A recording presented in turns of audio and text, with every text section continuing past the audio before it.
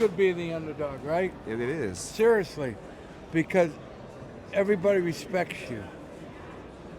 Really? And you don't have to be anybody. Just do the work. Hey, just do the work, coach. What's the biggest I guess you could say underdog story that you think you had to overcome? With people, it's perception. Because I was not a good student, right? I have dyslexia, and someone gave me confidence, and I overcame dyslexia because I had confidence. And I started dreaming again. And when you dream, you do things extraordinary like hard work. That's extraordinary to most people. Facts. Am I Facts. right? 100%. People don't want to work hard. They just want everything given want to them. Just like the athletes today. They want their money. They want their Ritz-Carlton. Earn it, dude, right? Like we did. Well, how do you feel about like the college athletes? I know that's what I'm talking Are you about. talking about the NIL stuff? We're just talking about, I went to see some guys, I'm not going to tell you what school, but it's like the Ritz-Carlton.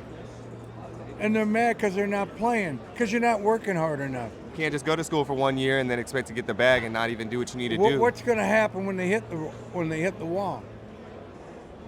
They're gonna try and They find can't another quit. place. They're gonna when you hit the wall. Yeah, they got to learn failure, learn how to fail, learn how it is to fail, and come get back up and work. So if you was a college coach and you had to deal with these kids leaving after 1 year, 2 years, when you sat down to them in their living room, their seniors, what would you say to them to kind of? Easy. If you're going to quit on me now. If you come here, you don't quit, and you're not leaving. You got it?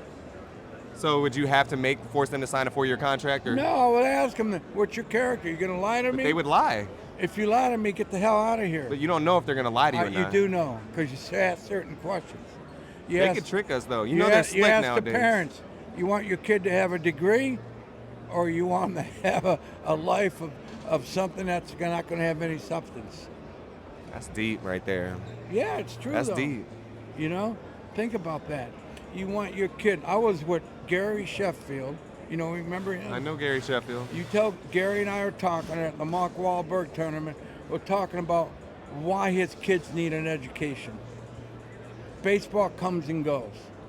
And this one kid plays at Florida State. He has a senior, he has a sophomore, and one kid's at Georgetown. My goal, Rudy, I want a couple of my boys to go to Notre Dame. I said, why? I want them to be educated. I want them to build relationships. And I want them to play baseball. Baseball only lasts so many years. What are you going to do after that? And what are you going to do if you're not making the money that you're making in baseball? What are you going to do? And you can't get your retirement till you hit a certain age. What are you going to do? That's Gary. That's pretty sharp. Gary Sheffield That's is a good dad. That is a good dad. I needed some of those words growing up myself, Gary. Where was you at? I needed Where were you that. at? I needed that. And then, what was the biggest impact I think, the movie Rudy made upon you? Upon me? Yeah.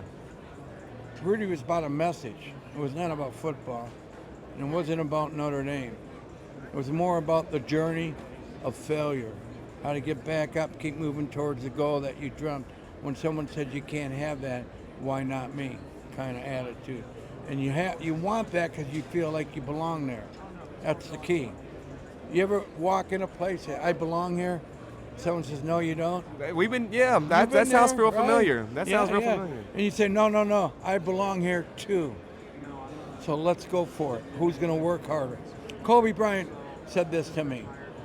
I was at a basketball game in L.A. My daughter's singing the national anthem, and he found out I was there. And he calls my name out during warm-ups. Rudy! I said, no, that guy's not talking to me. He said, Rudy Ruettiger. I said, really? He knows my name? So you the real Rudy? I said, yeah. He says, he comes walking over, he gets real emotional. Look this on ESPN, you'll see. Kobe meets Rudy. And he says to me, your movie told me the message of hard work pays off. I'm not going to live in regret. So every day I'm going to work hard and get better. Where will I be 20 years from now? Great lesson. That's facts, Coach. That's facts, Coach. fact. You So getting me anyhow, inspired and getting butterflies in my stomach Well, right I'm glad now. you walked by, man. Yeah. You looked like you knew what you were doing. A little something, something. You know, Yeah, I've been around the yeah. block. I did play at Mizzou myself, and I You did. played. Dan Devine was my coach. Gary Pinkel was my coach. Okay. Dan Devine? Dan This is the Devine. fam right here. Okay. Dan Devine, he was when I was a senior, he was his first year at Notre Dame. Oh, wow. Dan Devine was in the military. I know that. So was I. Oh. See, you didn't see that in the movie. I was Navy. I just got the Valor Award in the Navy. Mm-hmm. But my point is, he understood my character. That's why he kept me on the team. Character is everything, Coach. It is everything, Coach. Thank you so much, DeAndre. Thank you so much. Good to meet you. You got some big stars walking by. I know, right? Go get You're the 'em. biggest one, though. Yeah, right. Hey, you should look now. Hey, could you This take the a legend picture? right here.